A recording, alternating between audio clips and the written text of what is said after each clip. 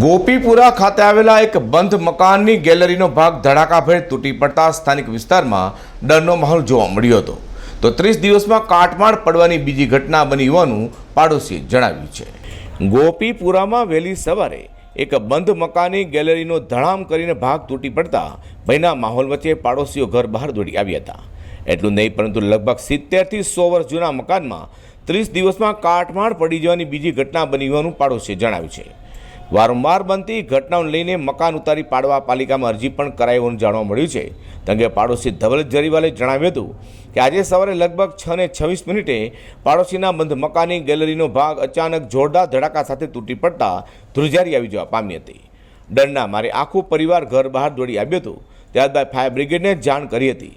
ઘટના સ્થળે દોડી આવેલા ફાયરની જવાનોએ વર્ષો જૂના લાકડાના મકાનની હાલત જોઈ સ્થળ રિપોર્ટ તૈયાર કરી જવાબદાર અધિકારીને આપવા બાંહેધરી આપી હતી. એટલું જ નહીં, એક પાડોશી તરીકે તેમના મકાનની સુરક્ષાના ભાગરૂપે તેમણે પાલિકામાં મકાન ઉતારી પાડવાની અરજી પણ કરી છે. વધુમાં જણાવ્યું હતું કે આ મકાનના માલિક એક નહીં 3 વ્યક્તિઓ બાલકૃષ્ણ મોહનલાલ, બિપિનચંદ્ર પ્રાણલાલ અને રાજેશભાઈ હોવાનું જાણવા મળ્યું છે. જો 2 વર્ષ પહેલાં જ મકાન ખાલી કરી બીજા રહેવા જતા રહ્યા છે. 1 મહિના પહેલાં પણ આ ગ્રાઉન્ડ પર 3 માળના મકાનમાં પ્રથમ માળની સીલિંગ તૂટી પડતા ભાગાદોડી મચી જવા પામી હતી. Azhar Qureshi, detain news.